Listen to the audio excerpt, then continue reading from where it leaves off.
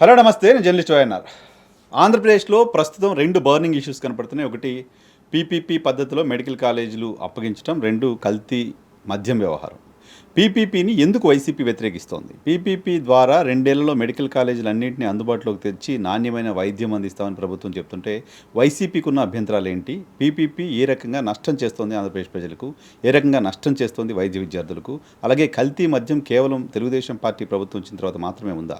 కల్తీ మద్యం మకిలి వైసీపీకి అంటినట్టుగా చూడలేమా? ఈ విషయాలు మాట్లాడదాం. మాజీ మంత్రి, వైసీపీ ముఖ్య నేత శైలజానాథ్ గారు ప్రస్తుతం మనతో పాటు ఉన్నారు. సార్ నమస్తే. ఎందుకు పీపీపీని వ్యతిరేకిస్తున్నారు? మీరు గతంలో ప్రభుత్వంలో పనిచేశారు, మంత్రిగా పనిచేశారు. ప్రభుత్వం తీసుకున్న నిర్ణయం, చంద్రబాబు నాయుడు గారు లాంటి సీనియర్ పొలిటీషియన్ లీడ్ చేస్తున్న క్యాబినెట్ అని ఆలోచించి తీసుకున్న నిర్ణయంగా ఎందుకు దాన్ని చూడలేరు? చంద్రబాబు నాయుడు గారు ఆలోచించకుండా నిర్ణయం తీసుకున్నాడన్న అభిప్రాయంతో నేనేం లేను. కాకపోతే ఆలోచన ఇంకో పక్క ఉందన్నదే, ప్రజల పక్షాన కాకుండా ఇంకో వైపు ఉందన్నదే నా ఏంటి ఇంకోవైపు?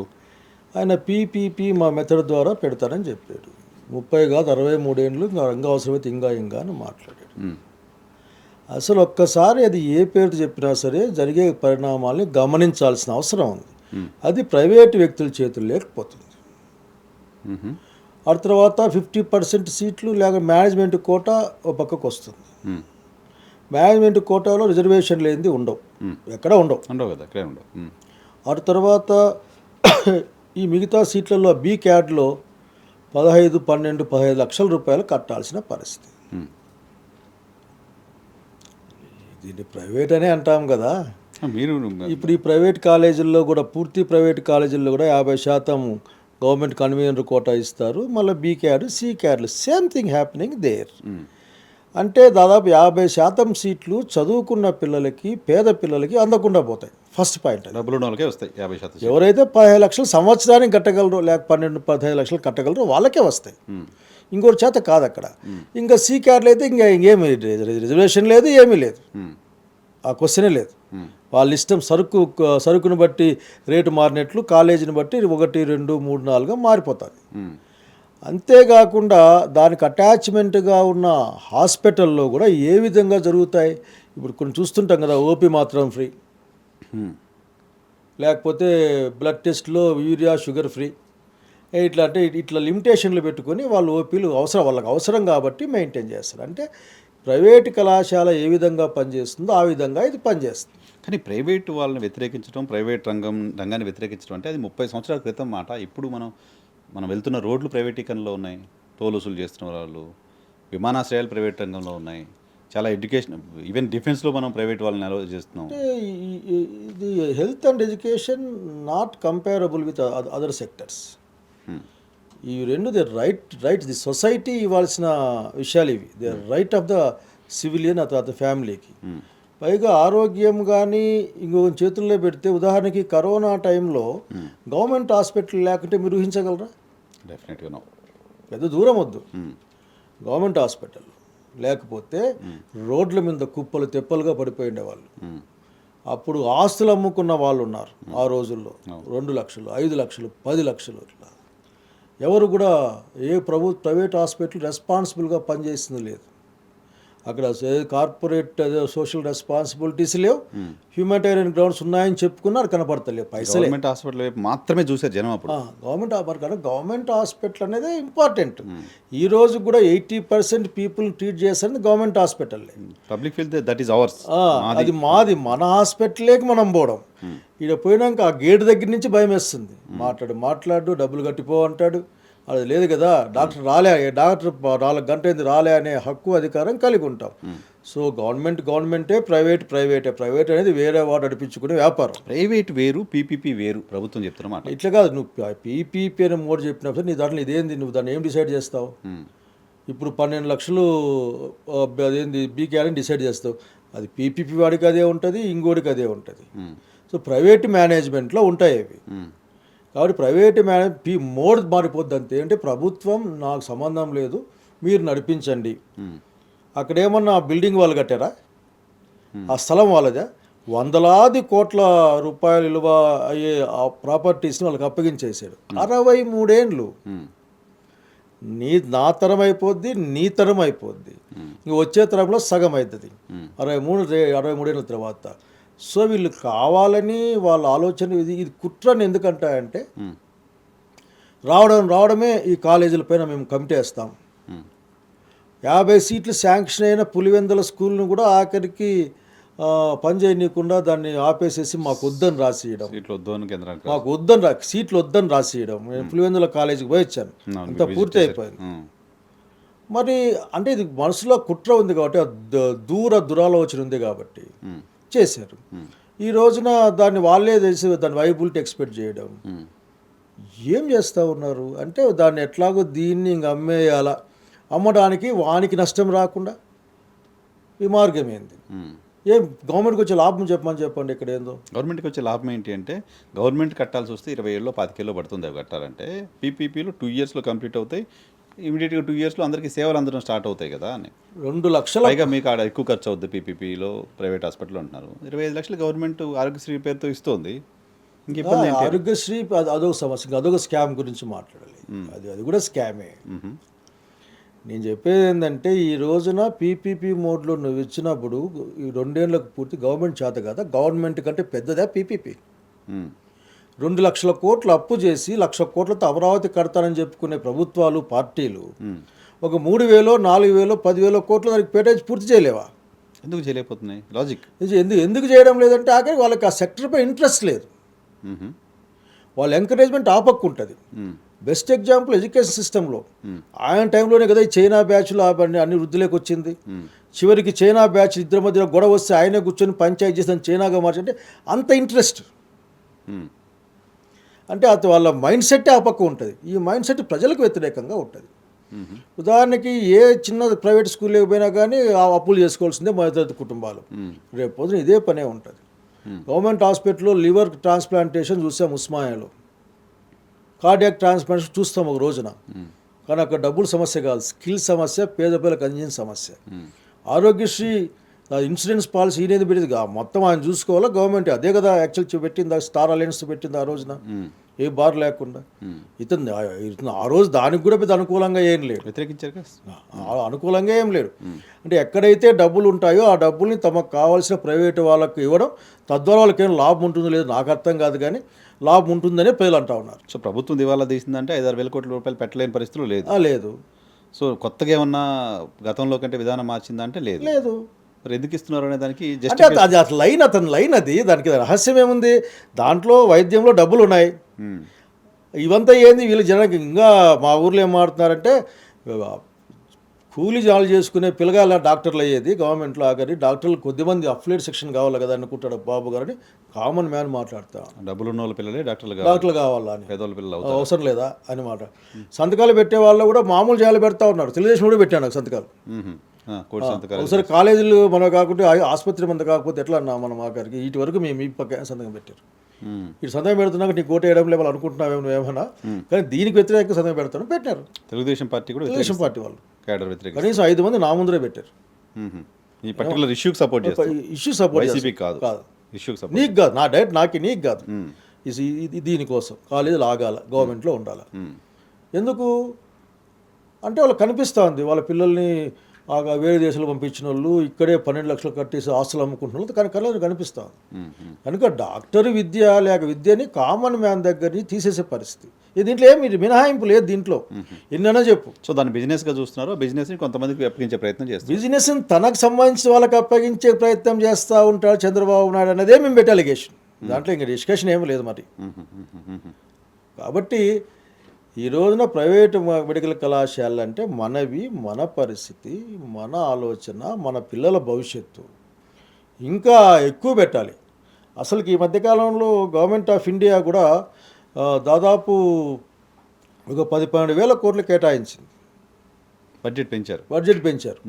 ప్రతి సీటుకు కూడా పెంచారు. 1.4 కరోడ్ అనుకుంటాను సీటుకి పెంచారు.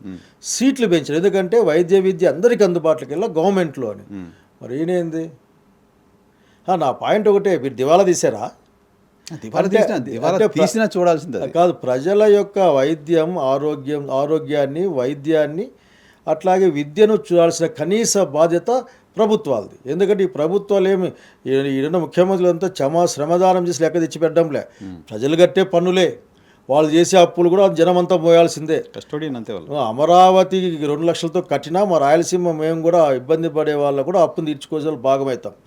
కాబట్టి ముందు ఆపమని డిమాండ్ చేస్తావు. నువ్వు ప్లాన్ చేసి నువ్వు కాదు, 17 ప్లాన్ చేస్తే 5 అయిపోయినాయి, రన్ అవుతా ఉన్నాయి, ఇంకా 5 రెడీగా ఉన్నాయి. నువ్వేంటి ఇంకా మాట్లాడేది? అంటే మనసులో నువ్వు వస్తే ఎందుకు ఆపేస్తావు? కాదు, వస్తే ఆపేసి ప్రభుత్వాలు ఏవైనా చేస్తున్నాయి. మీకు తెలియదు ఏముంది, జగన్మోహన్ రెడ్డి ముఖ్యమంత్రి అయిన తర్వాత ఇమీడియట్గా ఆన్గోయింగ్ ప్రాజెక్ట్స్ అన్నిటిపైన స్టాప్ చేసి మళ్ళీ కొత్తగా ప్రాజెక్ట్ కాదు సార్ ఇది. ప్రతి స్కీమ్స్ ప్రతి కార్యక్రమం. Don't compare education with anything, don't compare health anything. ఒక రోడ్డు 4 లైన్ మార్చాలా, ఆపేశారు, ఏమైంది? ఇంతకుముందు పోతాం. బట్ అట్లా కాదు, ఎడ్యుకేషన్ అట్లా కాదు కదా. Education driving force, health also driving force. Health is society needed for sir. ఈ రెండింటిని ఏమి ప్రైవేట్ చేయడానికి వీల్లేదు. ఫండమెంటల్ రైట్స్ లాగా అసలుకి. మరి అప్పుడు పేద ప్రజలు సీట్లు, డబ్బులు ఉన్న వాళ్ళకే సీట్లు అని ఇప్పుడు మీరు మాట్లాడుతున్నారు, మీ పార్టీ మాట్లాడుతుంది, జగన్మోహన్ రెడ్డి మాట్లాడుతున్నాడు. కానీ వైసీపీ హయాంలో ఈ కాలేజీల్లో కూడా 50% సీట్లని సెల్ఫ్ ఫైనాన్స్ కోటాలో అమ్ముకోవడానికి అనుమతి ఇచ్చారు కదా, దాన్ని ఎట్లా సమర్థించుకుంటారు? మీరు దీంట్లో చెప్పాల్సింది ఒకటే, what is the rate of that. ఆ రేట్ గవర్నమెంట్ కంట్రోల్లో ఉంటుంది. ఇప్పుడు సి కేటగిరీ సీట్లు ఉన్నాయి సార్, దాని రేట్ నువ్వు కంట్రోల్ చేస్తావా? డెఫినెట్గా నో. చెప్పండి, ఎవరు చేస్తారు? వేలంపాటే అది, ఇంకా వేలంపాటే అది. కాబట్టి that is entire thing control మీద గవర్నమెంట్ ఆఫ్ ఆంధ్రప్రదేశ్. అది ఏ మాట చెప్పినా sir government of Andhra Pradesh. Self ఫైనాన్స్లో వసూలు చేసే డబ్బులు గవర్నమెంట్కే వస్తాయి. గవర్నమెంట్ ప్రైవేట్ కాదు అవి, అది మళ్ళీ ఆ కాలేజీకి ఉపయోగపడతాయి. ఒకవేళ బరువు అనుకుంటే మనం డిమాండ్ చేసి ఆఖరికి ఒకటిని అర్థం చేసుకోవచ్చు. అక్కడ సాధ్యం కాదు ఇది అని. ఎందుకంటే ఒకవేళ అసలు గవర్నమెంట్ వచ్చినామనుకో, మేము మా ముఖ్యమంత్రి గారితో మాట్లాడి జగన్మోహన్ రెడ్డి గారితో ఇది ఇంత కాదంటే నిజంగా జగన్మోహన్ రెడ్డి మొత్తం తీసేస్తాడు. వద్దులే తీసేది అని చెప్తా, మొత్తం అన్ని చేశాడు.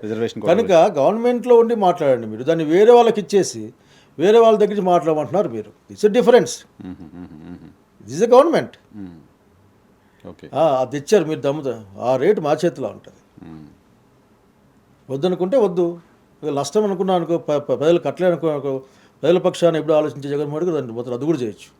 ఓకే, మరి వారెంట్లు కూడా ఇస్తున్నారు కదా. అసలు కాలేజీలు ఎవరైనా తీసుకుంటే వచ్చిన తర్వాత మరి అది నిజంగానే ఒక మా రాయలసీమ భాషలో ఒక మగవు అని మాట మాట్లాడాడు. మా రాయలసీమలో అట్లే అంటుంటాం. ఎవరో సార్ రాండి, ఒకవేళ వచ్చినా పీకేసుకుంటాం, మళ్ళీ గవర్నమెంట్ మేము వచ్చేదని. మరి సార్ గవర్నమెంట్ కాలేజ్ చదివినక తెలుస్తుంది సార్. నేను మాట్లాడుతూ నీ కొడుకు ఆడు చదువుతున్నాడు, ఆడు చదువుతున్నా చెప్పారు. నేను వద్దనుకున్నాను సార్. నేను కాకపోతే నా పిల్లలు కాకపోతే ఇంకో పిల్ల బీదుల పిల్ల చదువుకుంటుంది లేని ఊరుకున్నా నేను. అంత కష్టం కదా సార్. నేను డాక్టర్, మా ఆవిడ డాక్టర్, అది కాదు కదా. కానీ పూరెస్ట్ ఆఫ్ ద పూర్ ఆ సీట్లు వస్తాయి సార్. వస్తాయి కదా. డబ్బులు లేకుండా నీకు సీట్లు చేర్చుకొని చెప్పలేరు సార్, అది సాధ్యం కాదు. గవర్నమెంట్ సాధ్యం కాదు సార్. గవర్నమెంట్కి ఏమైనా జరగచ్చు ఆఖరికి, ఎందుకంటే అది ప్రజల కోసం ఎదురు. సో ప్రజల కోసం పనిచేసే అలవాటు ఉన్న రాజశేఖర రెడ్డి కొడుకు జగన్మోహన్ రెడ్డి గారు ఖచ్చితంగా ప్రజల కోసం ఉండేవాడు. ఇతనికి ఆలోచన లేదు కదా, ఇచ్చేయి ప్రైవేట్గా. ఎంత దుర్మార్గమైన ఆలోచన లేకుంటే రావడమే వాటి మీద పడి ఒక జీవో ఇచ్చేసేసి దానికి కమిటీ వేసి ఆ కమిటీలు కూర్చోబెట్టుకొని ఇవన్నీ ఆఖరికి పనికిరానివన్నీ పనికి వస్తాయని. ఎంత అన్యాయం ఇది. అంటే మనసులో ఎంత ఆలోచన ఉంటే పని చేస్తాను. హిడెన్ ఎజెండా ఉంది. అనదర్ ఇష్యూ మద్యం, కల్తీ మద్యం ఇష్యూ మీరు ఫ్లేరప్ చేస్తున్నారు, తెలుగుదేశం పార్టీకి సంబంధించిన నాయకుల ప్రమేయం అది ఇదని. బట్ ప్రభుత్వం చెప్తున్నమాట 4 ఏళ్ళుగా నడుస్తుంది, మేము ఇప్పుడు బయట పెట్టాం, 4 సంవత్సరాల నుంచి వైసీపీ హయాంలోనే కల్తీ మద్యం ఉంది అని. ఎక్కడో వార్త చూశాను నేను, కల్తీ మద్యం దాన్ని కనిపెట్టిన ఆఫీసర్ని సస్పెండ్ చేసినారు అని. అటాచ్ సస్పెండ్ మొత్తం పీకినారు, పక్క ఏదో మొత్తం చేశారని వార్త చూశాను సార్. మీకు అర్థం కాలే, ఎందుకు పట్టుకున్నామని. కనిపెట్టడమే నేరం కింద అటాచ్ చేసిన పరిస్థితి ఇక్కడ. నేను అడిగే పాయింట్, ఇది కూడా ఒక ధూర్త ఆలోచన సార్, ఇది కూడా చెడ్డ ఆలోచన. ఇంతకుముందు జగన్మోహన్ రెడ్డి గారి ప్రభుత్వంలో గవర్నమెంట్ షాపులు ఉన్నాయి, అక్కడ పనిచేసేవాళ్ళు గవర్నమెంట్ కోసం పనిచేసేవాళ్ళు, అట్లాగే లావాదేవీలు గవర్నమెంట్వి. దాంట్లో ఆ బ్రాండా ఈ బ్రాండా అది మళ్ళీ అది వేరే డిస్కషన్, అది బిజినెస్ డిస్కషన్ అది. బట్ పాలసీ డిస్కషన్ మాట్లాడినప్పుడు గవర్నమెంట్లో ఉన్నాయి. రావడమే గవర్నమెంట్ సార్, గవర్నమెంట్ లిక్కర్ షాపుల్ని ఆపేసి ప్రైవేట్ వాళ్ళకి ఇచ్చాడు. అంటే ఫస్ట్ కుట్రలో ఫస్ట్ స్టెప్ గవర్నమెంట్ చేతుల్లో ఉన్నవి తీసి ప్రైవేట్ల చేతిలో పెట్టాం. 99% షాపులు ఇప్పుడు వాళ్ళకి సంబంధించిన వాళ్ళ కూటమి సంబంధించిన వాళ్ళ చేతుల్లో ఉన్నాయన్నది నిర్వివాదమైన అంశం. బెదిరించారు, అధికారం ఉపయోగించారు, కొట్టారు, తిట్టారు, ఈ రకరకాల పని ఎన్నుంటే అదంటే సామధాన భేద దండోపాయాల్ని పాపం అతను ఎవరో మంచి కోసం చెప్తే వీళ్ళు దండ చేశారు. అన్ని షాపులు అక్కడే ఉన్నాయి. అసలు ఇంకా కొద్దిమంది మా డెవలప్మెంట్ కోసం డబ్బులు ఇవ్వలేమని చెప్పిన బ్యాచ్ని చూసినాం మనం. ఆ తర్వాత బ్రాండ్లు ఏం మారలే, కొత్త బ్రాండ్లు వచ్చిండొచ్చేమో, అది పెద్ద పట్టింపు పాతయన్నీ కూడా కంటిన్యూ అవుతున్నాయి. వాళ్ళ ఇష్టం, వాళ్ళు దానికి వాళ్ళ సాయం చెప్పుకు సిద్ధంగా లేడు ఆయన ఆఖరికి. ఆ క్రమంలో 70,000 పైగా నీకు మెడికల్ అదేంది మళ్ళీ మెడికల్ వస్తుంది నాకు బెల్ట్ షాప్లో వచ్చాయండి. 70,000 పైచిలకు బెల్ట్ షాపులు జగన్ రెడ్డి హయాంలో లేవు సార్. ఇక్కడ ప్రతి ఊరికి 4, 5, 6, 7 షాపులు ఉన్నాయి. అవి కూడా వేలం పడి పెరుక్కున్నారు. అంటే 70,000 షాపులకి లిక్కర్ పోతా ఉంది. ఇది కుట్రలో 3వ భాగం సార్. మరి ఇది ఇట్లా ఇస్తే లాభం లేదు కదా, కాబట్టి మరింత లాభాలు రావాలి కదా. కనుక మరింత లాభాలు అని చెప్పేసి ఈ రోజున గవర్నమెంట్ షాపులు ప్రైవేట్ షాపులు అన్ని చోట్ల నకిలీ లిక్కర్ ఉంది అన్నది.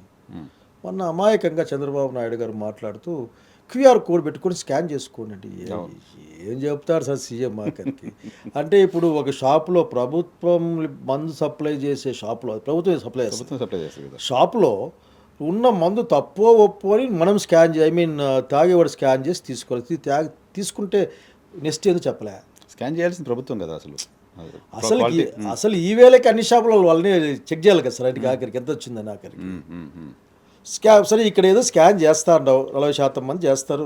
ఎక్కువ మంది చదువుకున్న వాళ్ళు తాగే వాళ్ళు తక్కువ సార్. అంటే ఆ లిక్కర్ తాగే వాళ్ళు తక్కువ. ఇంకా ఈ 70,000 పైచిలకు బెల్ట్ షాపులో ఎవరు స్కాన్ చేస్తారు? ఏమైనా దానికి మెకానిజం పెట్టి ఏమైనా పెడతాడే మనుషుల్ని ఏమన్నా, వాళ్ళని వీళ్ళని ఏమన్నా అనేక విషయాలకి బాధ్యులు పెట్టినట్లు పెడితే పెట్టచ్చు. 70,000 పైగా ఉన్న బెల్ట్ షాపుల్లో దానికి ఇదంతా మీకు కొద్దిగా నవ్వులాటకు కాదు, కానీ అసలుకి మీకు అసహ్యం వేయడంలే. ప్రభుత్వం ఏం చేయాలా? వస్తేనే ఇది వాడిని పట్టుకున్నారు, వాడి లిక్కర్ ఎన్ని రోజులు ఉంది, ఎక్కడ పోయింది, ఎవరెవరికి పోయింది, ఏ జిల్లాకి ఎంత సప్లై చేస్తున్నాం, ఎవడు, ఇది కదా. అట్లాగే కనీసం ర్యాండమ్ కన్నా రాష్ట్రం మొత్తం మీద ఒక షాపులు ఎన్ని షాపులు, నాకు షాపులు ఎక్కడ తెలియదు దగ్గర ఉన్నాయో దాంట్లో 10%, 15% ర్యాండమ్గా చెక్ చేసి ఇదేం చెప్పాలి, సైంటిఫిక్గా చెప్పాలి కదా. కానీ మీరు మాట్లాడడం వేరే, కానీ నిందితుడిగా ఉన్న వ్యక్తి జనార్దన్ అనే ఒక వ్యక్తి ఆ కేసులో మన తంబలపల్లి కేసులో నిందితుడిగా ఉన్న వ్యక్తి చెప్తున్నమాట. జోగి రమేష్ అని మాజీ మంత్రి ఒక ఆయన ఉన్నాడు వైసీపీలో, ఆయనే కల్తీ మద్యం తయారు చేయి ఎప్పుడు బయట పెట్టాలో నేను చెప్తా, అప్పుడు బయట పెట్టి గవర్నమెంట్ పైన మనం దుష్ప్రచారం చేద్దాం చెప్పినట్టుగా వీడియో రిలీజ్ చేశారు. నేను వీళ్ళు చెప్పింది చూసినట్టు 2 ఏళ్ళు 3 ఏళ్ళ నుంచి ఉంది అని చెప్తారు. అవును, 4 ఏళ్ళ నుంచి చేస్తున్నాం. మరి 4 ఏళ్ళ నుంచి చేసేటప్పుడు ఇప్పుడు బయట పెట్టబోయింది. ఇప్పుడు చెప్పేందంటే వాళ్ళ కంటెస్ట్ క్యాండిడేట్ ఎవరో అతను దాంట్లో ఉన్నాడని జనాలు చెప్పుకుంటా ఉన్నారు. సస్పెండ్ కూడా చేశారు పార్టీ. ఇది రాష్ట్రంలో ఉన్న చాలా పెద్దవాళ్ళకి పెద్ద అమౌంట్లు పోతుంది. ఇప్పటికే 5,000, 6,000 కోట్లు, 10,000 కోట్లు పోయి కూడా మాట్లాడుకుంటా ఉన్నారు. ఏ లెక్కలు ఎక్కడ మాట్లాడారు. ఇప్పుడు ఏం జోగి రమేష్ ఉంటే Jogi Ramesh himself demanding lie detector పెడతారా పెట్టుకుందాం, లేదు దేవుని దగ్గర ప్రమాణం చేద్దాం, లేదంటే కేసు సిబిఐకి ఇచ్చేయండి. మీ ప్రభుత్వంలో మీ ఎన్డీఏ గవర్నమెంట్ ఆధీనంలోనే అన్నీ ఉన్నది, ఆఖరికి ఇవ్వండి సిబిఐకి. మళ్ళీ సిబిఐకి ఇమ్మని చెప్పండి. 4 ఏళ్ళ నుంచి ఉందా, 2 ఏళ్ళ నుంచి ఉందా, అసలుకి ఏంది పరిస్థితి? అసలుకి చెప్పే కన్నా ఉండాలి సార్. సో ప్రభుత్వం మాట్లాడిందంటే కాంట్రాక్ట్ 4 ఏళ్ళ నుంచి ఉంటే జోగి రమేష్ చేసి ఉన్నాడు కదా, 2 ఏళ్ళ నుంచి చేస్తుంటే 4 ఏళ్ళ నుంచి లేనట్టు, గతంలో లేనట్టు. రా నువ్వు చెప్పినవే 2 ఏళ్ళు, వాళ్ళేమో కొన్ని నెలలు అంటారు. వాళ్ళు ఎవరు ఆఫీసర్లు పట్టుకున్నప్పుడేమో కొన్ని నెలలుగా ఇక్కడ తయారవుతుందని చెప్పారు. ఏది అందుకే ఆమెను బహుశా ఆ ఆఫీసర్ని ఎత్తుకుపోయి అటాచ్ చేసుకుంటారు మీరు. మళ్ళీ ఆమె ఎక్కువ నోరిప్పుతుంది, ఆమె కదా ఎక్కువ నోరిప్పుతాను, ఆమె ఎత్తిపోయి దగ్గర పెట్టుకుంటారు మీరు అంతా. కాబట్టి సిబిఐ ఎంక్వైరీ ఎవడొద్దన్నాడు. పైగా ఆ రోజు చూశాను సార్, అబ్బా ఎంత రాయల్గా ఆఖరికి వాళ్ళు కేసులుంటే ఇక్కడి నుంచి పారిపోవాలని చూసిన నేను. పోలీసులు అవుట్లుక్ ఇచ్చి ఏదో లుకౌట్ నోటీస్ ఇచ్చి పెట్టేవాళ్ళని చూసిన. కానీ ఏమైనా కేసు ఉందంటేనే ఆయన టాపా దిగొస్తే రాజసంఘం వస్తే వీళ్ళు రాజసంఘం ఎక్కించుకొని పోయి ఒక చైర్లో పోలీసు వాళ్ళు చైర్లో కూర్చోబెట్టి పక్క నుంచి ప్రాంప్టింగ్లు చేస్తూ ఉంటే, సార్ చెప్పండి అని ఆయన అంటున్నాడు. సార్ అని అంటున్నాడు అంటే ఎవరు ప్రాంప్టింగ్లు చేస్తూ ఉంటే, సో కానివ్వండి జోగి రమేష్ పేరు చెప్పావు కదా, మరి లై డిటెక్టర్ పోదాం. ఇంకో ప్రభుత్వ పెద్దలు, ముఖ్యంగా ప్రభుత్వంలో ఉన్న పెద్దలు స్ట్రైట్, మరి ఇంకే దాంట్లో ఏం లేదు, సో అది మీ వెర్షన్ ఏంటి? టీడీపీ వాళ్ళు చేయించారనా? మా వర్షన్ ఏంటంటే దాన్ని ఈ ప్రభుత్వంలోనే అంత ర్యాంపెంట్గా అది ఎందుకంటే అమ్ముకునే అవకాశం ఉంది. ముఖ్యంగా బెల్ట్ షాపులు గిల్డ్ షాపుల ద్వారా పంపించే డైరెక్ట్గా ఒక 2-3 కేసులు ఊర్లకే ఇచ్చేసిపోయినారు లాకర్కి. ఈ షాపులతో ఏం సంబంధంలే, అవును, ఎక్కడి నుంచి వచ్చిందో కూడా తెలియదు, ఎవరికి తెలియదు. సో వీళ్ళకి స్కోప్ ఉంది, మొత్తం ప్రైవేట్ వాళ్ళ చేతుల్లో ఉంది. ప్రైవేట్ వాళ్ళ చేతుల్లో ఉన్నప్పుడు సమానం చెప్పేవాళ్ళు లేడు. అంతే. ఇప్పుడు దొరికింది కాబట్టి మాది కాదు మీది కాదని మారుతున్నారు. మీది మాది కాదని అసలు మీ షాపుల్లో కరెక్ట్ మద్యం అమ్ముతున్నారని మీరు ఏమైనా ర్యాండమ్గా 10-20% షాపులు చెక్ చేసినారా? ఆఫ్టర్ ద ఇన్సిడెంట్ కూడా చేయాలి. మరి పోనీ మీ గోడౌన్లో ఏమైనా చెక్ చేసినారా? పోనీ వాళ్ళ దగ్గర నుంచి ఏమైనా తీసుకున్నారా? మరి ఏమీ లేదే. కాబట్టి ఇది మీరు తప్పించుకోవడం కోసం ఆడే మాట. జోగి రమేష్ గారు చాలా స్పష్టంగా చెప్పారు, సిబిఐ ఎంక్వైరీ అయినా నేను డిమాండ్ చేస్తాను. మిథున్ రెడ్డి గారు కూడా కేంద్ర ప్రభుత్వం లేఖ రాసినట్టు. సిబిఐ ఎంక్వైరీ చేయండి, మాట్లాడండి. ఓకే, లిక్కర్కే మీకు స్టెప్ బై స్టెప్ అర్థం కాలే. గవర్నమెంట్ షాపులు మూసేయడం, ప్రైవేట్ వాళ్ళకి ఇవ్వడం, వాళ్ళకి ఇవ్వడం, బెల్ షాపులు ఓపెన్ కావడం, ఈ లిక్కర్ బయటపడ్డాం. ఆఫీసర్ ఏమో కొన్ని నెలలుగా అని చెప్పడం, మీరు 2 ఏళ్ళు అని చెప్పడం, ఇప్పుడు 4 ఏళ్ళకి పోవడం. అంటే ఎక్కడ ఫిట్ అవుతుందో అర్థమయ్యే లోపల మీరు పెంచుకుంటూ పోతారు. Okay, right. నెక్స్ట్ ఇష్యూ, ప్రధానమంత్రి నరేంద్ర మోదీ మీ రాయలసీమకి వచ్చారు, కర్నూలుకి వచ్చారు. మీ రాజధాని నగరం, మన రాజధాని ఒకప్పుడు. కర్నూలుకి వచ్చారు, అక్కడ జిఎస్టీ సంబరాలు చేసుకున్నారు. పవన్ కళ్యాణ్ గారు, చంద్రబాబు నాయుడు గారు, మోడీ గారు ఒకరిపైన ఒకరు పొగడ్తల వర్షం కురిపించుకున్నారు. ఇంకో 15 ఏళ్ళు మేము కలిసి ఉంటాం రాష్ట్రం కోసం అని చెప్తున్నారు. ఏం కమెంట్ చేస్తారు? వాళ్ళు కలిసే ఉన్నారు, కలకుండా ఉన్నది ఎప్పుడు వాళ్ళ పాపం. ఇంకో 15 ఏళ్ళు కూడా కలిసే ఉంటామని అంటే పాపం ఇంకో 15 ఏళ్ళు పాపం నిజంగా కాపులను చూసి నాకు జాలి వేస్తుంది. వాళ్ళ నాకు ప్రేమ ఉంటుంది కొద్దిగా. నేను చిరంజీవి ఫేవరెట్ నేను. అంటే చంద్రబాబుకి ఇచ్చేసాడా ఇతను మొత్తం 15 ఏళ్ళు నువ్వే ఉండిపోవని అది చెప్పేస్తున్నాడు కదా. మనం ఎప్పుడు చెప్పారు కూడా ఉన్నా కదా, మర్చిపోయినా. ఏదేమైనా కానీ ఆ సభ అయినా ఏదైనా వాళ్ళ యొక్క సంబంధాలని పునరుద్ధరించుకునే విధంగాను, ఎక్కడ నట్లు బోల్ట్లు లూజ్ అయితే వాటిని టైట్ చూసుకోవడాని కోసం పనికి వచ్చింది అనుకుంటుంటాను. కనుక వాళ్ళు కలిసే ఉన్నారు కదా, కొత్తగా మన కలిసి ప్రభుత్వం రన్ చేసిన వాళ్ళు కలిసే ఉంటామని చెప్పాల్సిన అవసరం ఎందుకు వస్తుంది? అంటే బహుశా ఏమైనా డిఫరెన్సెస్ వచ్చినాయి మేము 2-3 ఏమన్నా. మనం చూసాం కదా, లూలు మాల్కి ఎందుకు ఇచ్చినారు అనేది వార్త వచ్చింది. లూలు మాల్కి ఎందుకు ఇచ్చినారు అని ఒకటి పవన్ అడిగినట్టుగా. ఆ తర్వాత ఇంకో మాల్లో ఏదో బీఫ్ పెడితే ఒప్పుకోనని చెప్పినట్లు ఒకటి ఇట్లా వచ్చాయి కదా. ఆడ దాన్ని ఏమంటారు విధానాల్లోనో, లేకుంటే దాన్ని ఏమంటారు ఇంకా ఎవరికి ఏందని చెప్పుకోవడంలోనో డిఫరెన్స్ ఏదైనా వచ్చి ఉంటాయి. కనుక డిఫరెన్స్ వచ్చినా కాదు లేరు. ఉదాహరణకి మొన్న సత్యప్రసాద్ మా ధర్మవరం ఎమ్మెల్యే నన్ను అంటారేదయ్యా మీరు Panchayati Raj, rural development, school education వీళ్ళందరూ ఫెయిల్ అయితే అసలుకి shame on the part of the government are collectors అని చెప్పారు. అసలు ఇదే అట్లాంటి విషయాలు. కనుక అన్నీ ఉంటే అన్నింటినీ లూజ్ అయి ఉంటాయి, కొద్దిగా వాటిని టైట్ చేసుకుంటూ ఉంటారు. అంతకంటే ఏముంది, ఎక్కడైనా అంతే కదా. ఏడైనా కానీ మా పక్క చూసినారు, నవ్వినాడు, లేకపోతే భుజం చేసినాడు, లేకుంటే భద్ర పూలారం తీసుకుంటే అతనే తీసి పక్కకి వేసినాడు. ఇటువంటివే తప్ప వార్తలు ఈ రాష్ట్రానికి ఇది వచ్చింది, ఇది రాలేదు, ఇది ఇచ్చినాం, రాయలసీమ ప్రత్యేక ప్యాకేజ్ ఉంది, సంపాదించి పెట్టినాం, ఇవి కాదు కదా. రాయలసీమ హైకోర్టు బెంచ్ ఏదో మాట్లాడినట్టున్నారు కదా. హైకోర్టు బెంచ్ మేమే అడిగినాం, హైకోర్టు బెంచ్ ఇస్తామని చెప్పాడు. నిజానికి భారతీయ జనతా పార్టీ డిక్లరేషన్ అక్కడ హైకోర్టు పెడతామని కదా, రాయలసీమ డిక్లరేషన్. వాళ్ళ డిక్లరేషన్లో రాష్ట్రమే ఇస్తామని, రాయలసీమ రాష్ట్రమే ఇస్తామని. సో ఇప్పుడు హైకోర్టులో బెంచ్ ఇస్తా అన్నారు. హైకోర్టు బెంచ్ ఇస్తారు. ఆ బెంచ్ కూడా వేయలే ఇప్పుడు. ఎందుకంటే మొన్న హైకోర్టులో ఏదో నడుస్తూ ఉంటే ఇష్యూ పైన హైకోర్టు చెప్పింది మాకు ఈ విషయమే తెలియదే అని. జడ్జెస్ ఓకే, బెంచ్ విషయమే మాకు తెలియదే, అసలు మేము ఆఫీసర్లు పంపించినామంటే మేము పంపలేదని చెప్పారు. నాకు జ్ఞాపకం సరిగ్గా అయితే. కాబట్టి ఏది ఇంతకు ఏం లేదు కదా అక్కడ. హైకోర్టు అట్లాగే దాన్ని అదేంది న్యాయ రాజధానిగా మారుస్తాను, ఆల్ ట్రిబ్యునల్స్, అట్లాగే ఒక లా యూనివర్సిటీ, ఇంత కదా ప్యాకేజీ కర్నూలుకి. ఇప్పటికి డిమాండ్ ఒకటి రాయలసీమ వాడిగా, మీరు ఎగిరెగిరి పడతా ఉన్నారు, శ్రీబాగ్ వడంబడికలో చెప్పుకునే విధంగా ఉండండి. మీరు మాకు బరువు కావద్దు, మేము మీకు బరువు కావద్దు, మా రాజధాని మాకు ఇవ్వండి, లేదా పూర్తి స్థాయి హైకోర్టు మిగతా న్యాయమైన అంశాలని మాకు ఇచ్చేది. రాయలసీమ వాసిగా చేస్తున్న డిమాండ్ రాజధాని వైసీపీ నేతగా ఎవరైనా చెప్పి మాట ఇదే. నేను రాజధాని కావాల్సిందే మీకు, ఇప్పటికీ మా హక్కు ఉండేవాళ్ళం. ఆ రోజు హైకోర్టు కానీ రాజధాని కానీ ఉండాలని చెప్పారు. రెండిట్లో ఒకటి ఉండాలన్నారు. మీరు రాజధాని ఎత్తుకుపోయారు, నో ప్రాబ్లం, మాకు ఎంత బాధ ఉన్నా తట్టుకుంటాం. మళ్ళీ ఒప్పందం ప్రకారం మాకు పూర్తి స్థాయి హైకోర్టు మిగతా లీగల్ అఫేర్స్ని మాకు ఇచ్చేయండి, కర్నూలుకి వేయండి, మేము అనంతరం కట్టడంలా అయితే కర్నూలు రాజధాని ఉండింది కదా ఒకప్పుడు. కర్నూలుకి వేయండి. మేము అడగడం హక్కు కలిగి ఉన్న హక్కు కదా మాది. Okay okay. పేపర్ మీద కాదు, భూమి మీద నడిచింది అది రాజధాని. అక్కడ నడిచింది, ఎగ్జిక్యూట్ అయింది కదా కొన్ని రోజులు. రాజకీయ అయింది కదా. నేను చదువుకునేది వాళ్ళ ఎమ్మెల్యే క్వార్టర్స్ హాస్టల్లో. మా హాస్టల్ అంతా ఎమ్మెల్యే క్వార్టర్సే, ఓకే, మెడిసిన్ స్టూడెంట్. మెడికల్ స్టూడెంట్స్కి. రైట్ సార్, చివరిగా ఏంటి జగన్మోహన్ రెడ్డి గారి పోరాటం, ఉద్యమం మెడికల్ కాలేజీల పైన జస్ట్ నర్సాపూర్ వెళ్ళి వస్తే అయిపోయిందా, ఇంకేమైనా ఉందా? ఎందుకు జగన్మోహన్ రెడ్డి గారి యొక్క అంటే ఈజ్ లీడర్, ఈ లీడర్ విజిటెడ్, ఇనిషియేటెడ్, అట్లాగే ఫీల్డ్ విజిట్ చేసేసి నేను దీని మీద చాలా సీరియస్గా ఉన్నాను కాదు, జనం పక్షాన ఇవి అవసరమైతే నేను క్షేత్రస్థాయిలో పడి పోట్లాడతాను అని చెప్పి ప్రకటించాడు. త్రూఅవుట్ ద స్టేట్ వైఎస్ఆర్సీపీ ఈ రోజు నా కార్యక్రమంలో పెద్ద ఎత్తున పనిచేస్తూ ఉంది. కోటి సంతకాలు చేస్తున్నారు ఇప్పుడు. 28 ర్యాలీ, కోటి సంతకాలు ఒకటి, 28 ర్యాలీ ఒకటి ఉంది. ఆ తర్వాత మళ్ళీ జిల్లా స్థాయి ర్యాలీ ఉంది.